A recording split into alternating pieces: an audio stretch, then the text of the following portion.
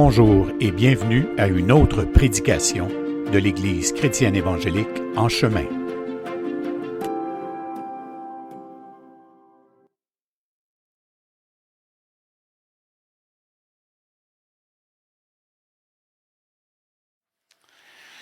Quand on se met à réfléchir à la parole, c'est tellement vaste, c'est tellement large comme sujet, que le premier travail, c'est comme, OK, comment je vais faire pour, tu sais, comme pas restreindre, mais y mettre comme un cadre, là, tu sais.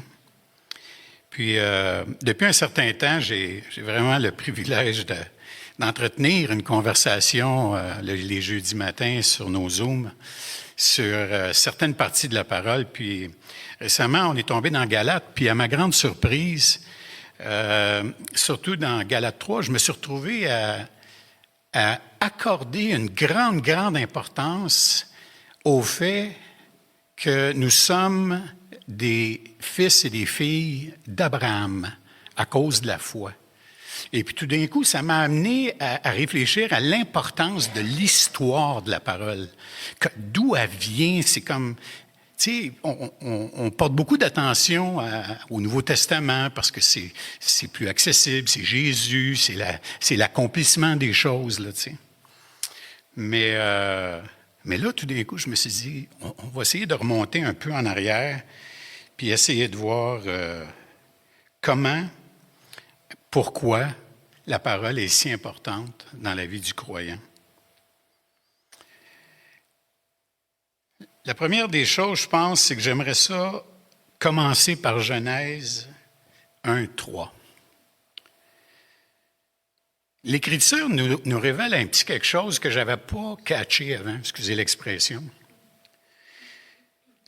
L'auteur de la Genèse commence le récit de la création en disant « Dieu dit que la lumière soit, et la lumière fut. » Maintenant, ça, là, cette phrase-là, elle nous laisse avec une question qui est quand même importante.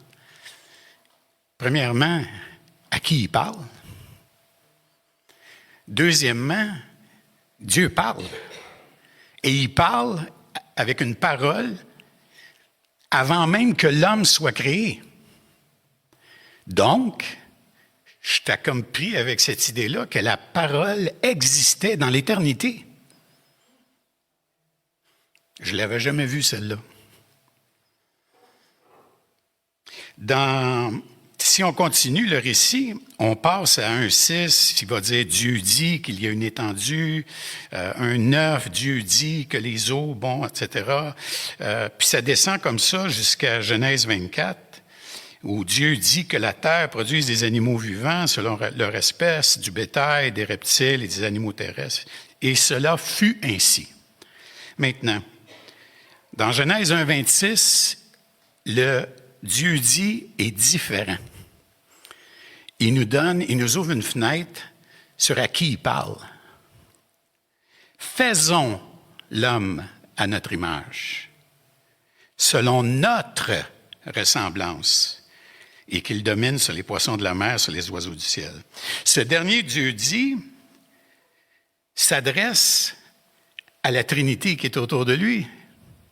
Faisons l'homme à notre image. C'est pluriel. Il y a un auditoire. Fait que donc, ça veut dire que la parole, c'est ancien, c'est lointain.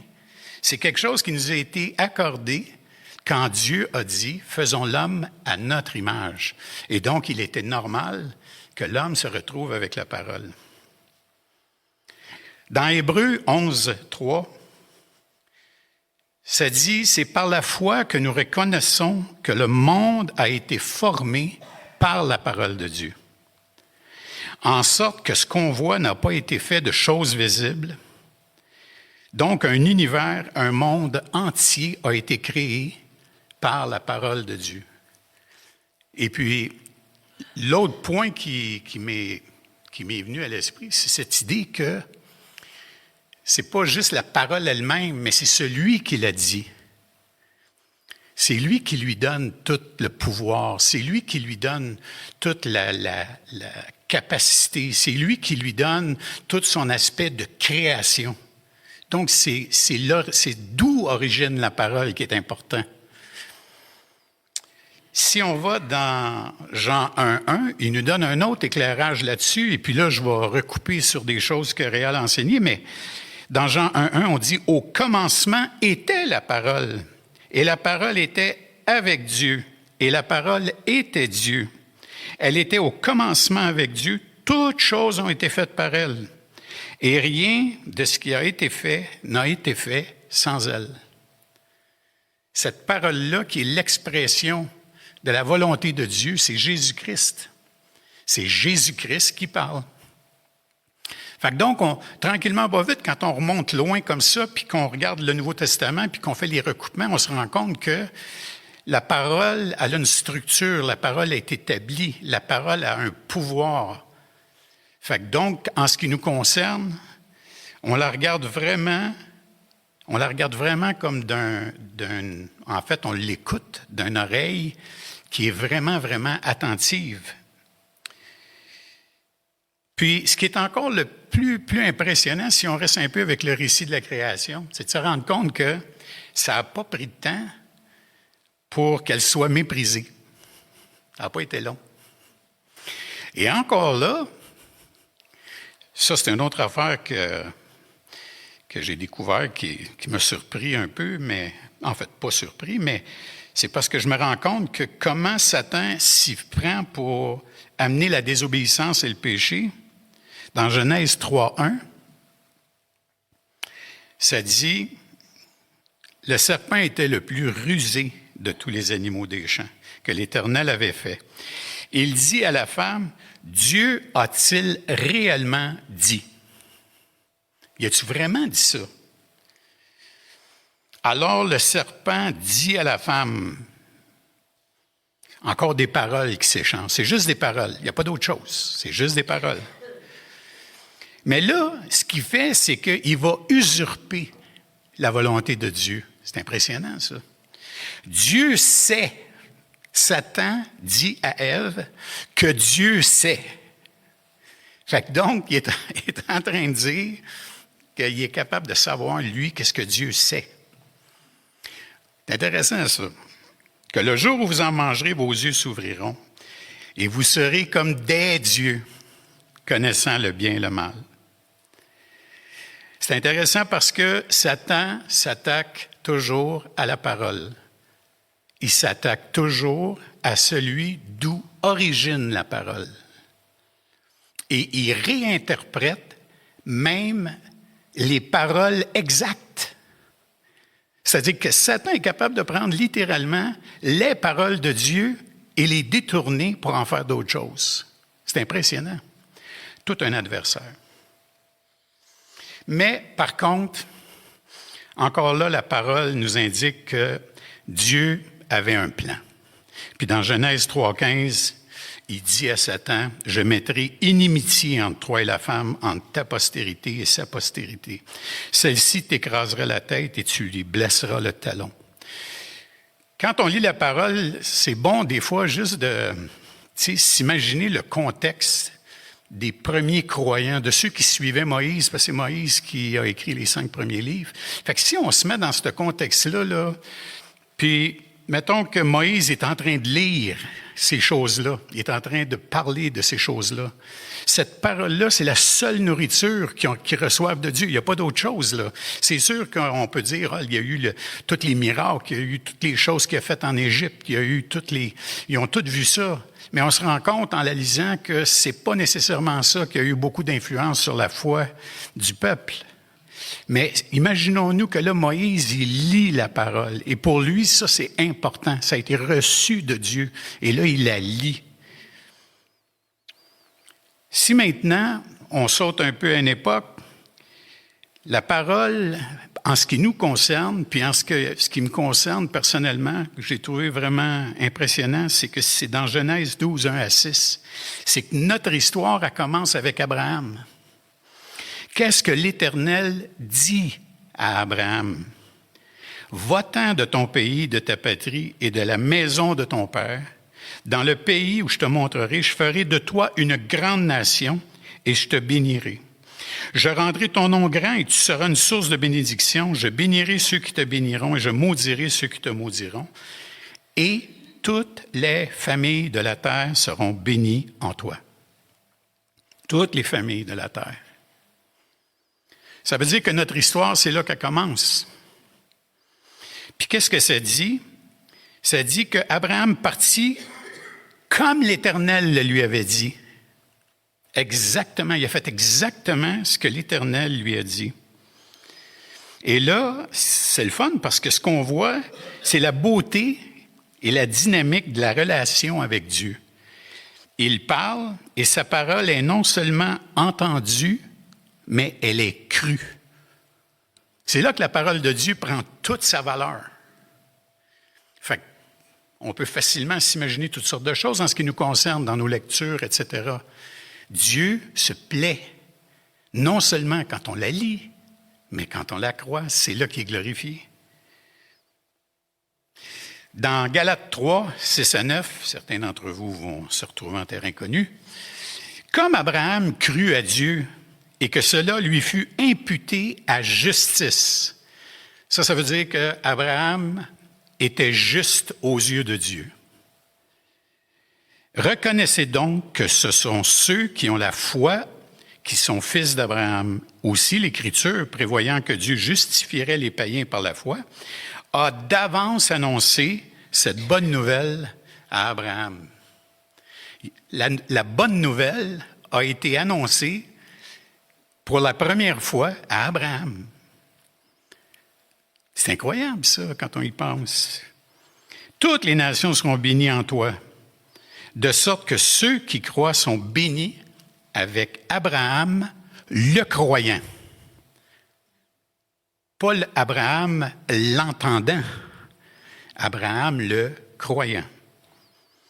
Cette parole sous forme de promesse parle d'une postérité et non de plusieurs. Dans le même épître aux Galates, Paul déclare les conséquences de cette promesse accomplie par la mort et la résurrection de Jésus-Christ. Si on va dans Galates 3 au verset 18, « Car si l'héritage venait de la loi, il ne viendrait plus de la promesse. Or, c'est par la promesse que Dieu a fait à Abraham, ce don de sa grâce. Pourquoi donc la loi, elle a été donnée ensuite à cause des transgressions jusqu'à ce que vint la postérité à qui la promesse a été faite, et elle a été promulguée par des anges au moyen d'un médiateur. Or, le médiateur n'est pas médiateur d'un seul, tandis que Dieu est un seul. La loi est-elle donc contre les promesses de Dieu? Loin de là. S'il eût été donné une loi qui pût procurer la vie, la justice viendrait réellement de la loi. Mais l'Écriture a tout enfermé, tout renfermé sous le péché, afin que ce qui avait été promis fût donné par la foi en Jésus-Christ à ceux qui croient. Quand Dieu parla à Abraham pour lui prophétiser qu'un peuple sortirait de sa descendance, Dieu a fait une prophétie. La parole a prophétisé. Et là, ça te met dans le contexte de dire, OK, quand Dieu prophétise quelque chose, ça arrive-tu, ça se passe-tu? Parce que dans le fond, on cherche toujours, puis ceux qui doutent, des fois, vont dire, ouais, mais comment je fais pour avoir confiance? Dans Genèse 15-13, l'Éternel dit à Abraham, « Sache que tes descendants seront étrangers dans un pays qui ne sera point à eux, ils seront asservis et on les opprimera pendant 400 ans. Mais je jugerai la nation à laquelle ils seront asservis et ils sortiront ensuite avec de grandes richesses. » Cette phase de l'histoire rédemptive, elle a été accomplie parfaitement. Parfaitement. Il a mis à part un homme, il avait identifié un homme qui s'appelait Moïse. Il a été élevé dans les voies égyptiennes, il connaissait l'Égypte, il avait été mis à part, il avait été protégé.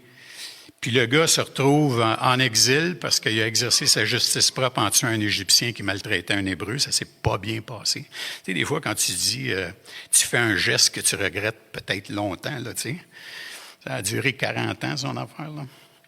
Puis c'est intéressant parce que la parole nous décrit ensuite la scène où là, le sens, le but de toute la patente avec Moïse se réalise. Dans Exode 3, au verset 2, on peut y lire « L'ange de l'Éternel lui apparut, l'ange de l'Éternel, la théophanie, présence de Christ dans l'Ancien Testament.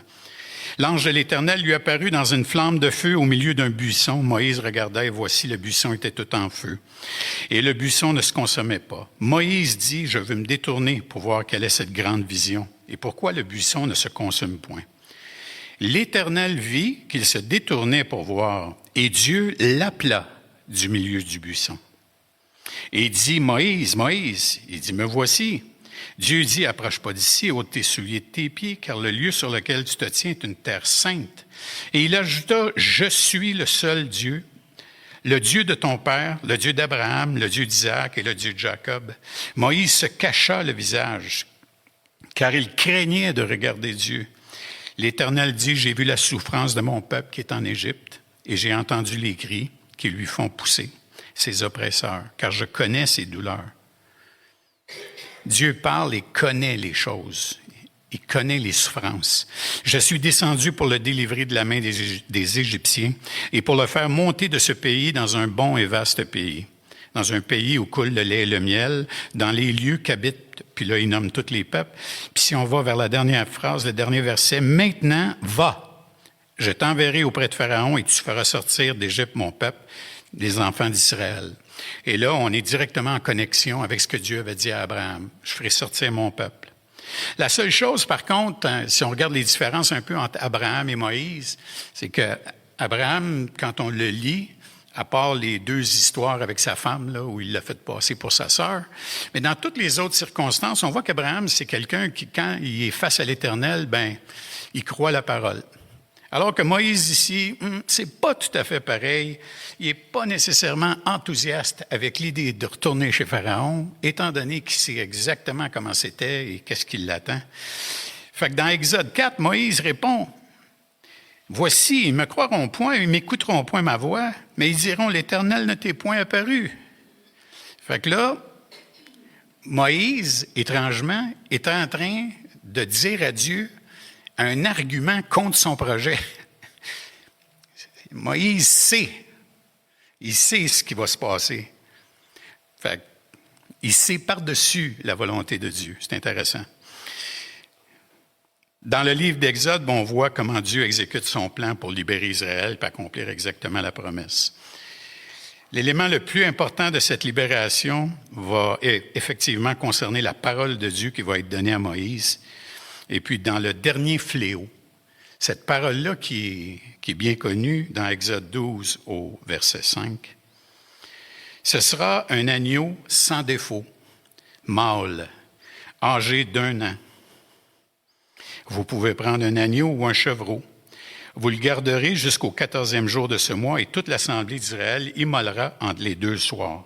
On prendra de son sang et on en mettra sur les 2 poteaux et sur le linteau de la porte des maisons où on le mangera. Cette même nuit, on en mangera la chair au-dessus au feu, on la mangera avec des pains sans levain, etc. Vous ne la mangerez point à demi-cuite. Bon, il donne tous les détails de comment le souper de la nourriture devrait se passer, devrait être préparé. C'est la Pâque de l'Éternel. Cette nuit-là, je passerai dans le pays d'Égypte et je frapperai tous les premiers-nés du pays d'Égypte, depuis les hommes jusqu'aux animaux, et j'exercerai des jugements contre tous les dieux de l'Égypte. Je suis l'Éternel. Le sang vous servira de signe sur les maisons où vous serez. Je verrai le sang et je passerai par-dessus vous. Il n'y aura point de plaie qui vous détruise quand je frapperai le pays d'Égypte.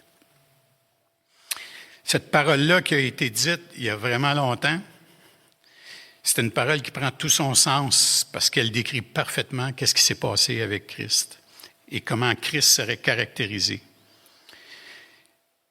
L'importance aussi, c'est que l'ange de la destruction, il a passé, puis il a juste regardé le sang. Il n'a pas regardé qui c'est qui était dans la maison.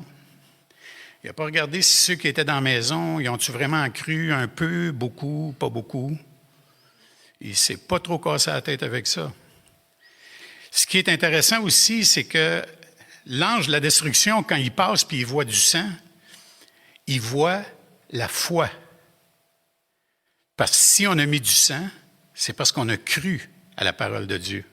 On y a cru. Fait qu'on a mis du sang. Fait qu'encore une fois, on est encore un peu dans la même dynamique d'Abraham. Abraham a cru, a entendu et il a cru à la parole.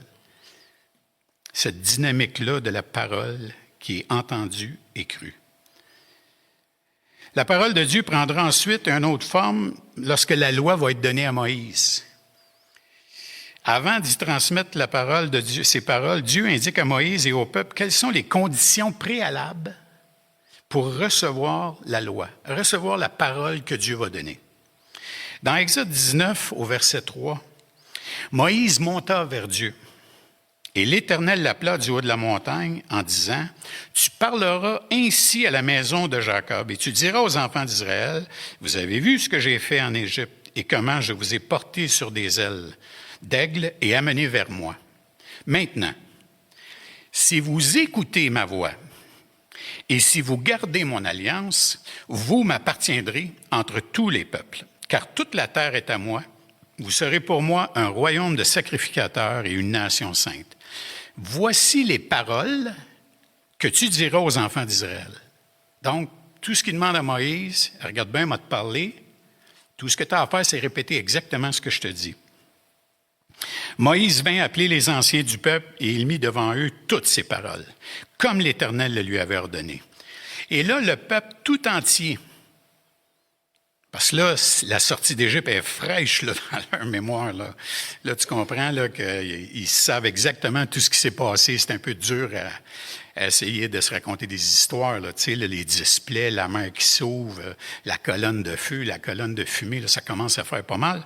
Fait que donc, bien naturellement, le peuple entier répondit, « Nous ferons tout ce que l'Éternel a dit. » Moïse est allé revoir l'Éternel et il a rapporté les paroles à l'Éternel. C'est intéressant, ça.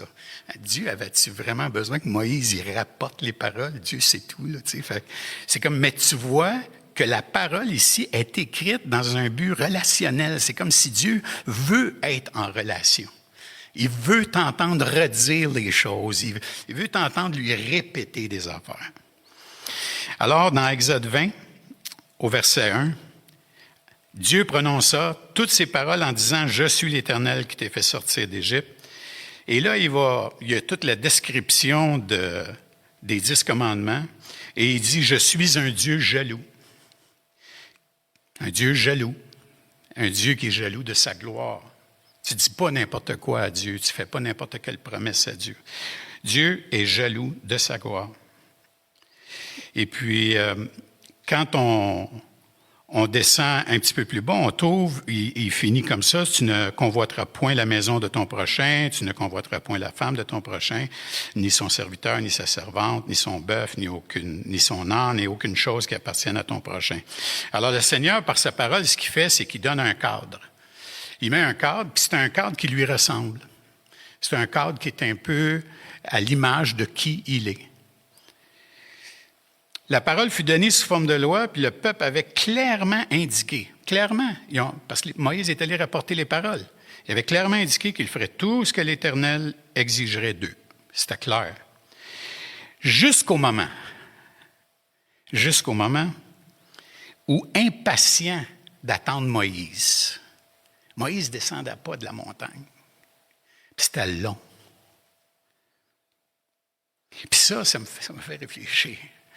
La parole, là, on va la lire, on va la méditer, Puis là, on demande des choses à Dieu, puis Dieu ne répond pas tout de suite. C'est long. C'est long. Des fois, c'est long des années. Des fois, c'est long des circonstances qui ne changent pas. Puis là, si Dieu n'est pas pour le faire, peut-être que moi, je pourrais y mettre du mien un peu, là, tu sais, là. Puis là, on cherche nos solutions, puis souvent, c'est des solutions qui tournent mal un petit peu. Alors, ils se fabriquèrent un veau d'or qui attira la colère de Dieu. La parole donnée sous forme de loi, avec tous les systèmes de sacrifice, Paul, dans le Nouveau Testament, en parlera comme ça. Galates 3, 23. Avant que la foi vînt, nous étions enfermés sous la loi, en vue de la foi qui devait être révélée. Ainsi, la loi a été comme un pédagogue pour nous conduire à Christ, afin que nous fussions justifiés par la foi. La foi étant venue, nous ne sommes plus sous ce pédagogue, car vous êtes tous fils de Dieu. Par la foi en Jésus-Christ, vous tous qui avez été baptisés en Christ, vous avez revêtu Christ. Il n'y a plus ni juif, ni grec, ni esclave, ni libre. Il n'y a plus ni homme, ni femme, car tous vous êtes un en Jésus-Christ. Et si vous êtes à Christ, vous êtes donc la postérité d'Abraham, héritier selon la promesse. Et puis cette promesse-là, cette promesse d'héritage devrait, si la parole est importante, pour nous, la parole va faire qu'on est dans l'attente de comment cet héritage-là va se manifester. Trop souvent, l'héritage pour nous, c'est l'éternité. C'est ce qui s'en vient plus tard. C'est quand on va mourir, c'est quand on va... Mais l'héritage, c'est Dieu présent dans nos vies aujourd'hui. C'est pas juste Dieu quand on va être devant lui dans l'éternité. Alors, est-ce que la parole, c'est quelque chose qui nous influence? Est-ce que c'est quelque chose qui nous stimule? Est-ce que c'est quelque chose qui nous motive dans nos vies aujourd'hui? On la lit en fonction de qui l'a dit, on la croit, et est-ce qu'on s'attend à ce que Dieu va agir dans nos vies? Quand Jean vient, parce que Jean, c'est une des figures les plus importantes dans le Nouveau Testament, Jésus lui-même le déclare, Jean était prévu, la parole l'avait prévu. À travers Ésaïe, au chapitre 40, au verset 3, une voix crie, préparez au désert le chemin de l'Éternel, aplanissez dans les lieux arides une route pour notre Dieu. Dans Malachie, au chapitre 3, voici, j'enverrai mon messager, il préparera le chemin devant moi. Avez-vous remarqué qu'il dit, il préparera le chemin devant moi? L'Éternel parle. Et soudain entrera dans son temple le Seigneur que vous cherchez, et le messager de l'alliance que vous désirez. Voici, il vient, dit l'Éternel des armées. Juste un petit peu plus loin, dans Malachie 4, au verset 5, voici, je vous enverrai Élie, le prophète. Avant que le jour de l'Éternel arrive, ce jour grand et redoutable, il ramènera les cœurs des pères à leurs enfants et le cœur des enfants à leurs pères, de peur que je ne vienne frapper le pays d'interdit. Et Jean a fait exactement ce que la parole a dit qu'il devait faire. Dans Jean 1, puis on l'a entendu il y a quelques semaines, Jean lui a rendu témoignage et s'est écrié, c'est celui dont j'ai dit, celui qui vient après moi m'a précédé, car il était avant moi. Et nous avons tous reçu de sa plénitude et grâce pour grâce, car la loi a été donnée par Moïse, la grâce et la vérité sont venues par Jésus-Christ. Personne n'a jamais vu le Dieu unique. Personne n'a jamais vu Dieu. Le Fils unique qui est dans le sein du Père est celui qui l'a fait connaître. Voici le témoignage de Jean lorsque les Juifs envoyèrent de Jérusalem des sacrificateurs et des Lévites pour lui demander « Toi, qui es-tu? » C'est drôle. Il lui demande qui il est. Les Juifs savaient exactement c'était quoi Malachie, ils savaient exactement c'était quoi Ésaïe, ils connaissaient tout ça par cœur. Mais il demande à Jean qui il est. Il le déclarait, il ne le nia point, et il déclara qu'il n'était pas le Christ. Ils lui demandèrent quoi? Quoi donc? Es-tu Élie? Et il dit, je ne suis point. Es-tu le prophète? Il répondit non. Il dit, qui es-tu? Afin que nous donnions une réponse à ceux qui nous ont envoyés. Moi, dit-il, je suis la voix de celui qui crie dans le désert. Aplanissez le chemin du Seigneur, comme a dit Ésaïe, le prophète. Ceux qui avaient été annoncés étaient des pharisiens. Ceux qui avaient été envoyés étaient des pharisiens. Ils lui firent encore cette question. Pourquoi donc baptises-tu? Si tu n'es pas le Christ, ni Élie, ni le prophète. Jean leur répondit, moi je baptise d'eau, mais au milieu de vous, il y a quelqu'un que vous ne connaissez pas, qui vient après moi. Je ne suis pas digne de délier la courroie de ses souliers. Et quand il a vu Jésus arriver, qu'est-ce qui s'est exclamé?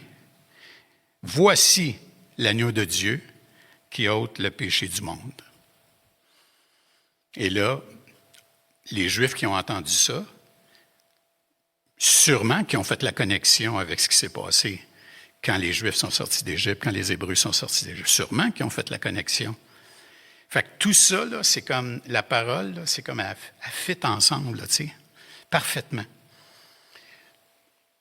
Ce que l'Écriture a fait par le Saint-Esprit, c'est de démontrer que l'histoire du salut, qui s'étire sur une période approximativement de 6000 ans, le calendrier hébreu est rendu à 5700 en quelques années, s'aligne au fil des auteurs, des histoires, des circonstances, des prophéties, à travers des hommes, des femmes, des riches, des moins riches.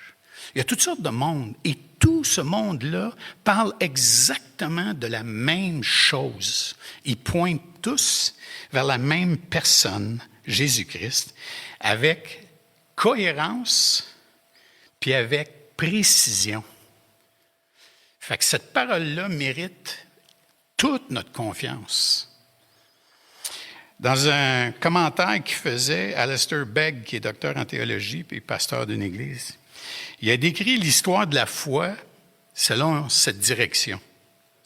Dans l'Ancien Testament, le Sauveur est anticipé.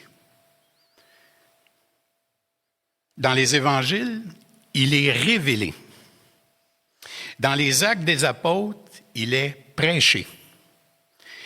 Dans les Épîtres, il est expliqué. Et dans l'Apocalypse, on le voit revenir dans sa gloire. Et tout ça navigue sur un fil d'histoire qui dure depuis 6000 ans. La même parole, le même originateur de cette parole-là. Je pense que dans la façon de vraiment de le concrétiser, toute cette idée de la parole qui a navigué l'histoire, qui a passé à travers des guerres, pensez-y 2 secondes, là, il a fallu que cette histoire-là se passe à travers toutes sortes de choses qui se passent dans le monde, des guerres, des malheurs, des catastrophes, tout ça. Puis la parole, elle, est comme stable. La parole navigue indépendamment de toutes ces circonstances humaines-là qui se sont passées sur la terre. Indépendamment. Le but de Dieu n'a jamais été affecté par toutes ces circonstances-là qui se sont passées. Et peut-être la place dans le Nouveau Testament qui le résume le mieux, c'est dans la prière que Jésus fait dans Jean 17.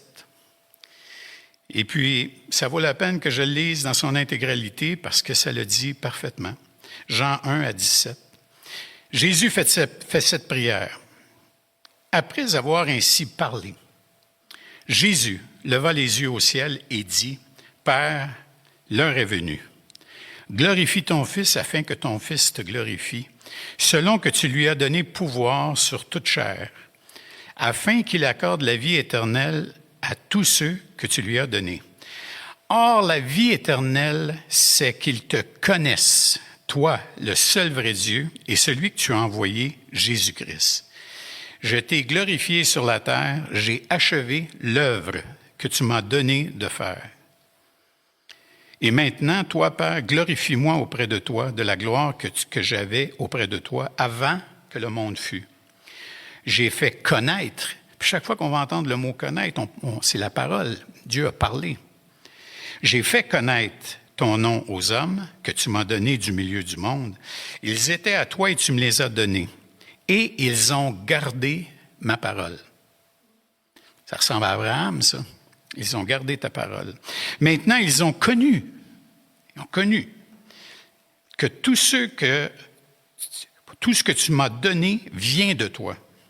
Car je leur ai donné les paroles que tu m'as données. Et ils les ont reçues. Ils ont vraiment connu que je suis sorti de toi. Ils ont cru que tu m'as envoyé. Ce texte-là, il est tellement dense, là.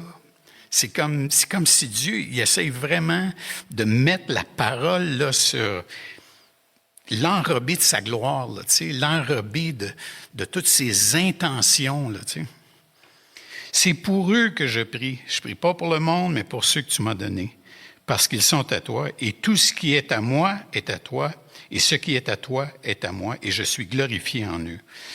Je ne suis plus dans le monde, et ils sont dans le monde. Je vais vers toi. Père Saint, garde en ton nom ceux que tu m'as donnés, afin qu'ils soient un comme nous. Lorsque j'étais avec eux dans le monde, je les gardais en ton nom. J'ai gardé ceux que tu m'as donnés, et aucun d'eux ne s'est perdu, sinon le fils de la perdition, afin que l'Écriture fût accomplie. Et maintenant, je vais à toi, et je dis ces choses dans le monde, afin qu'ils aient en eux ma joie parfaite. Je leur ai donné ta parole, et le monde les a haïs, parce qu'ils ne sont pas du monde, comme moi, je ne suis pas du monde. Je ne te prie pas de les ôter du monde, mais de les préserver du mal. Ils ne sont pas du monde, comme moi, je ne suis pas du monde. Sanctifie-les par ta vérité. Ta parole est la vérité. Quand on considère, il y a une certaine lourdeur à ce texte-là, il y a une importance grave, là, tu sais, où c'est comme le Seigneur avait voulu nous laisser comprendre qu'il y aurait une séparation, que la parole créerait une séparation entre le croyant et le monde. Et le Seigneur dit, à cause de cette parole-là, le monde va les haïr. Et puis,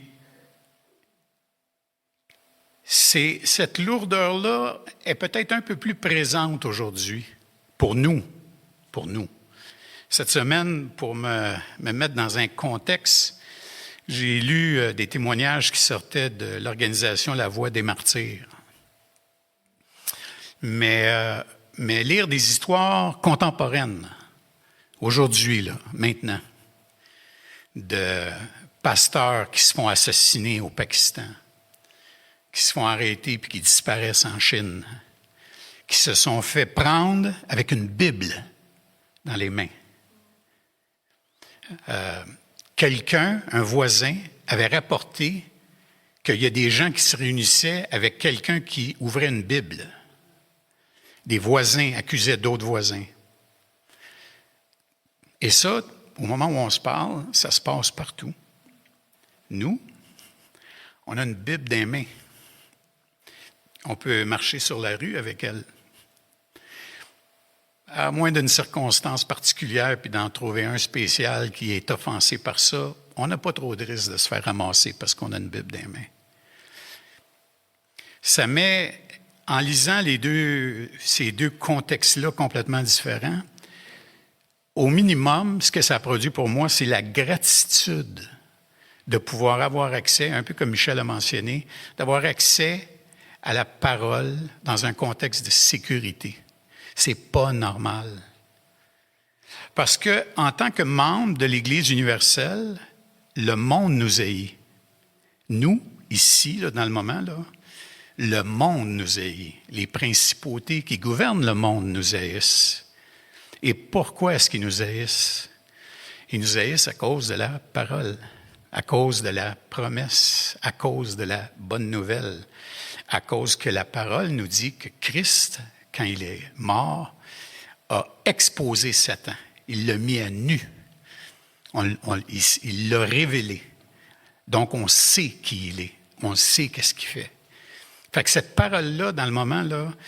Et puis, c'est intéressant de voir comment ils questionnent des pasteurs qui ont passé beaucoup de temps en prison. Et le pasteur, qu'est-ce qu'il dit? Il dit, ils n'ont pas voulu que je garde ma Bible, bien entendu, mais je l'avais tellement lue qu'en prison, la parole à tous les jours revenait dans mon esprit et m'encourageait tous les jours. La parole me gardait, la parole me protégeait. La parole faisait que j'oubliais les tortures qu'on me faisait subir. Et quand on lit ce témoignage-là, ça nous est étranger, cette réalité-là. Mais au minimum, ce que ça peut faire pour nous, c'est nous pousser, nous amener vers un lieu où on veut que la parole soit plus présente dans nos vies, beaucoup plus présente dans nos vies.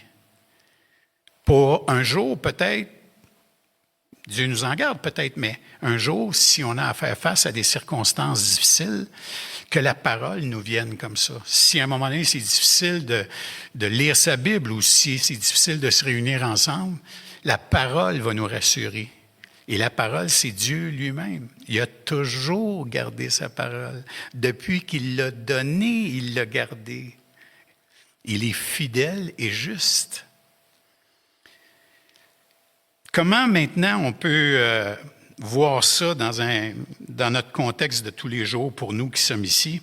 Dans 2 Timothée 2,7, ça dit « Comprends ce que je dis, car le Seigneur te donnera de l'intelligence en toutes choses. » C'est une parole en laquelle on peut avoir confiance. Dans Hébreux 5,14, « La nourriture solide est pour les hommes faits, pour ceux dont le jugement est exercé par l'usage, à discerner ce qui est bien et ce qui est mal. » Je vais faire une petite pause ici. C'est vrai, puis la plupart des croyants vont être prêts à dire, tu lis la parole, ça donne du discernement. Et puis, ça te permet de spotter là, les affaires qui ne sont pas de Dieu dans le monde. Là. Tu sais, on voit ça venir, là, puis on est capable de juger ça, puis tout ça. Mais discerner le bien de ce qui est mal, on n'entend pas parler souvent de l'effet que ça doit faire. Quelle attitude je devrais avoir, moi, face à ça? Parce qu'on peut être fâché, et souvent les gens vont être fâchés. On l'a vu pendant la pandémie, comment il y a des croyants qui étaient fâchés parce qu'à cause de leur conviction, ils n'étaient pas contents. Mais la réalité, c'est qu'ici, discerner ce qui est bien et ce qui est mal, c'est aussi avec quelle attitude, autrement dit, comment Christ va être manifesté dans cette situation-là que je vis, là, où je discerne le bien et le mal. Tu fais quoi? Est-ce que tu reprends avec douceur? Comment ça se passe, ou si tu manifestes ta colère?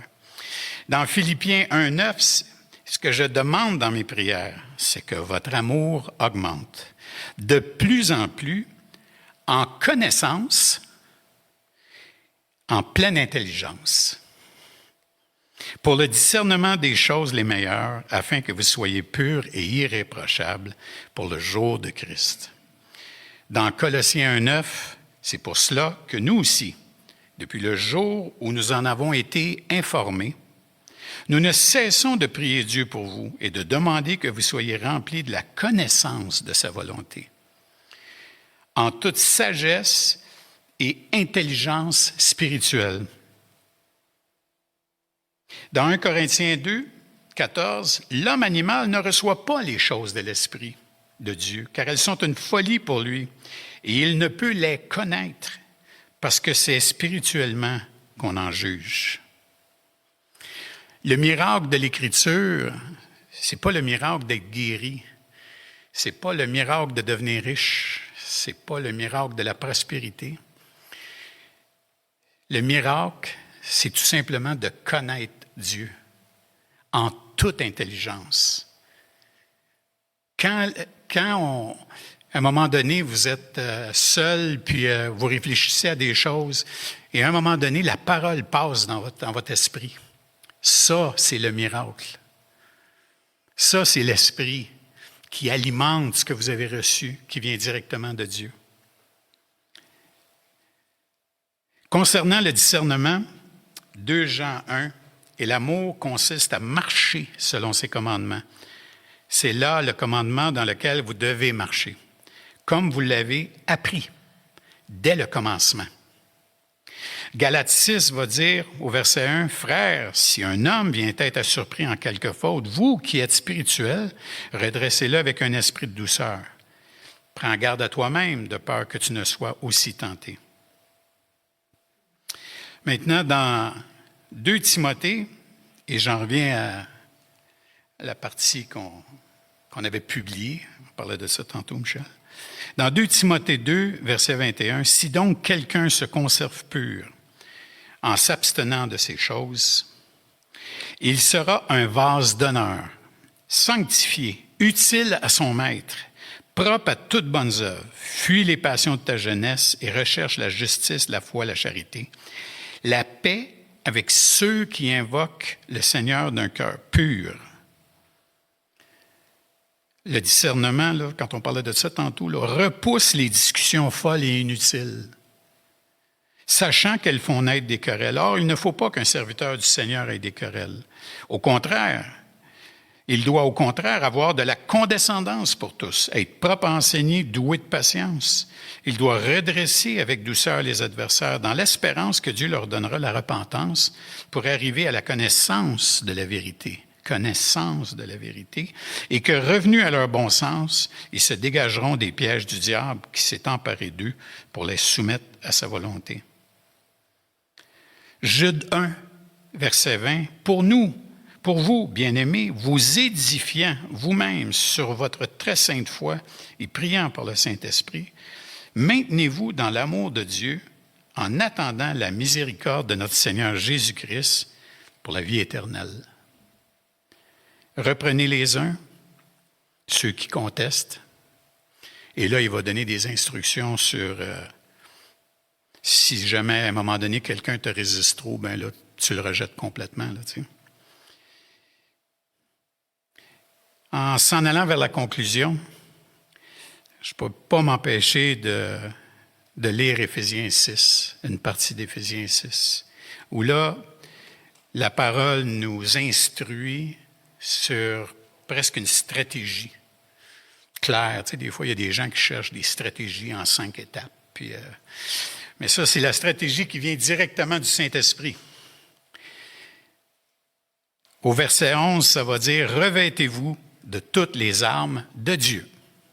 Donc, si on pense qu'on est capable de mener ça à bout de bras, ça va être dur. Ça va être très difficile. Ici, il nous dit, « Revêtez-vous de toutes les armes de Dieu, afin de pouvoir tenir ferme contre les ruses du diable. Car nous n'avons pas à lutter contre la chair et le sang, mais contre les dominations, contre les autorités, contre les princes de ce monde des ténèbres, contre les esprits méchants dans les lieux célestes. » Juste attirer l'attention sur le fait qu'ici, il y a 4 groupes d'organisations démoniaques qui sont mentionnés. C'est pas... Encore là, la parole, elle est utile pour nous instruire sur comment les choses sont faites profondément, les structures. Et c'est important, c'est pas n'importe qui, n'importe quoi. La parole, par exemple, dans l'histoire de Daniel, comment l'archange Michel lui dit « Mais j'ai combattu contre le prince de Perse, qui bloquait ta prière. » Intéressant, le démon bloque la prière de Daniel. Comment ça fonctionne dans les lieux célestes, j'en ai aucune idée. Mais c'est une réalité quand même. C'est pour ça que la parole est importante dans ces sens-là, pour nous révéler ces choses-là. C'est pourquoi prenez toutes les armes de Dieu afin de pouvoir résister dans le mauvais jour, et le mauvais jour va venir en passant, et tenir ferme pour avoir tout surmonté. Tenez donc ferme, ayez à vos reins, puis ça voici comment vous devez faire, ayez à vos reins la vérité pour ceinture. La première des choses qu'il mentionne, c'est la vérité pour ceinture. Revêtez la cuirasse de la justice. Mettez pour chaussure à vos pieds le zèle. Donc, vérité, justice, zèle, que donne l'Évangile de paix. Prenez par-dessus tout cela le bouclier de la foi, avec lequel vous pouvez éteindre tous les traits enflammés du malin. Prenez aussi le casque du salut. Et tout ce que je viens de mentionner, là, c'est des armes défensives. Mais là, on arrive à l'arme offensive. L'esprit et l'épée de l'esprit, qui est la parole de Dieu. Faites-en en tout temps, par l'esprit, toutes sortes de prières et de supplications. Veillez à cela avec une entière persévérance et priez pour tous les saints. L'épée de l'esprit, la parole de vérité, ça nous met comme dans un état où le croyant attaque. Le croyant ne fait pas juste se défendre, il attaque. La vérité, quand elle est offensée, de la proclamer clairement, puis de dire non, c'est pas ça. On est appelé à ça. Et puis, c'est un réflexe qui se développe avec le temps. C'est pas quelque chose qui me vient naturellement. Il y a des fois, j'entends des patentes, puis je me dis, tu sais, dans ce temps-là, on dit le discernement, c'est autant de savoir quoi dire que de savoir quoi pas dire. Puis dans ce temps-là, je me justifie avec ça, là, tu sais, c'est pas nécessairement une bonne chose. Mais il y a des fois où on entend des choses qui sont complètement invraisemblables, puis parfois on les entend de gens qui se disent croyants. Ça, c'est difficile, ça, d'entendre ça, là. Fait qu'en quelque part, je pense qu'une des premières places où on peut utiliser cette épée-là, c'est dans des contextes comme ça, dans des milieux comme ça, où la parole est comme un petit peu tordue, où la parole est changée, est transformée. Et là, on peut intervenir. Je résume comme ceci. Il y a, parce que quand je donnais des conférences anciennement dans une autre vie, il fallait toujours que j'aie des points, les 6 points, tout ça. Alors, la parole est importante pour 6 choses. Premièrement, pour la révélation divine. On croit fondamentalement que toute écriture est inspirée de Dieu et utile à l'enseignement. Absolument. Et si c'est le cas, il faut tout y porter attention. Elle nous guide dans la marche avec Dieu, dans toute notre marche avec Dieu. Pas juste quand on va à l'église, pas juste quand on est avec les frères et sœurs, puis qu'on s'aime tous, puis que ça va bien ensemble, mais pour la marche continuelle avec Dieu. C'est le fondement de notre foi. Notre foi repose sur la parole de Dieu. Ça nous permet d'avoir une relation personnelle avec Dieu qui se développe dans le temps parce que Dieu aime se révéler et il ne se révélera pas par aucun autre moyen que sa parole. Aucun autre moyen. Et quand le Saint-Esprit intervient dans nos vies, il intervient avec la parole. Il met en évidence la parole. La parole nous est utile pour vivre en tant que communauté. Une Église existe parce qu'on a tous en commun cette même parole. Et ce qui est particulier, là, pensez-y juste 2 secondes, là. Il n'y a personne ici qui serait dans le monde qui serait chum peut-être avec l'un ou avec l'autre. Tu sais, à part les Veilleux puis les Tremblés, parce qu'ils partagent un chalet, là, une zone, une place où il y a un chalet. Là. Mais ça, les gens du monde aussi, ils ont ça. Là. Je veux dire, tu sais, t'es chum, là, tu sais, bon, c'est correct. Mais en dehors de ça, là, on est tous différents. On vient de toutes sortes de milieux différents. Et pourtant, cette parole-là qui règne au milieu de nous crée une communauté. Et si ça, c'est pas la preuve que Jésus-Christ est la tête de l'Église, je ne sais pas qu'est-ce qui pourrait l'être. Puis c'est pas juste qu'on se tolère, on s'aime à travers cette parole. On s'aime à travers cette parole-là. Et ça, c'est incroyable juste de le considérer. Puis finalement, le 6e point, c'est comme on l'a vu, c'est une arme contre la tentation, contre l'erreur, contre les influences. Même Jésus a utilisé la parole pour résister à Satan. Quand il est amené au désert, comment il lui répond? Il lui répond par la parole. Quand les apôtres de Jean lui envoient quelqu'un, « Es-tu celui qui doit venir? On doit en attendre un autre. » Allez lui dire. Et là, il récite l'Ancien Testament, les prophéties de l'Ancien Testament. Les boiteux marchent, les malades sont guéris. Fait que même Jésus honore la parole. Je conclurai avec cette petite observation. Notre rapport avec la parole de Dieu va avoir un impact sur toutes les paroles qu'on va dire et toutes les paroles qu'on va entendre pour le restant de nos jours à partir du moment où on a été éclairé, racheté par son salut. À partir de ce moment-là, tout ce qu'on dit et tout ce qu'on entend reflète comment on conçoit la parole de Dieu. Et si la parole de Dieu est prééminente, c'est-à-dire avant toutes les autres priorités, si c'est elle qui est notre poursuite, personne n'a une connaissance parfaite des Écritures. Mais si c'est notre poursuite, si c'est le désir de notre cœur de la connaître de plus en plus, qu'on veut que Dieu se révèle de plus en plus par la parole. Parce que pourquoi connaître la parole? C'est pour le connaître lui, c'est ça la vie éternelle. Fait que si c'est ça notre désir, nos paroles dites et les paroles qu'on va accepter d'entendre vont être complètement transformées. Et c'est là qu'on va voir que la parole demande que Dieu soit glorifié. Et puis, on va le faire malgré nous. C'est la présence de l'Esprit en nous qui va glorifier Dieu. Et c'est là que Dieu va être content. Sa parole va avoir été entendue et elle aura été crue.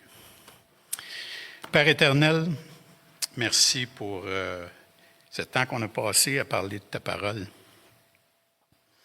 C'est vrai que c'est un sujet qui est tellement vaste.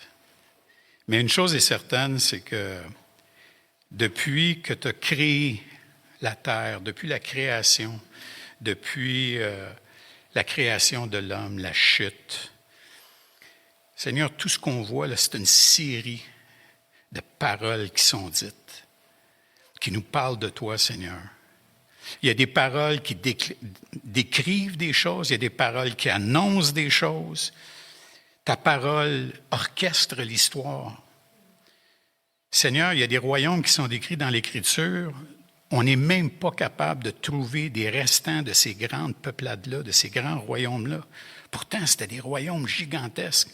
Mais Seigneur, tu les avais voués à l'interdit et ils ont disparu. Force-nous de constater que quand tu déclares des choses, Seigneur, elles se produisent. Comment on fait, Seigneur? On a tellement besoin de l'Esprit pour que ça devienne une réalité dans nos vies, dans nos rapports avec des gens proches, avec des amis, avec des gens au travail, dans l'Église. Seigneur, que nos désirs, ce soit vraiment de connaître la parole pour qu'elle devienne tellement active et présente au milieu de nous que tout ce qui ressort, c'est Jésus-Christ. Un commentateur disait, si tu avais coupé le bras de Paul, c'est du Jésus qui aurait coulé. Pas du sang, c'est Jésus. Il était tellement imprégné de la présence de Christ. C'est notre désir, Seigneur, que Christ soit manifeste à travers nous. Merci, Père, pour ce temps qu'on a eu ensemble. Dans le nom de Jésus. Amen. Pour toute information, n'hésitez pas à communiquer avec nous à info@église-en-chemin.com.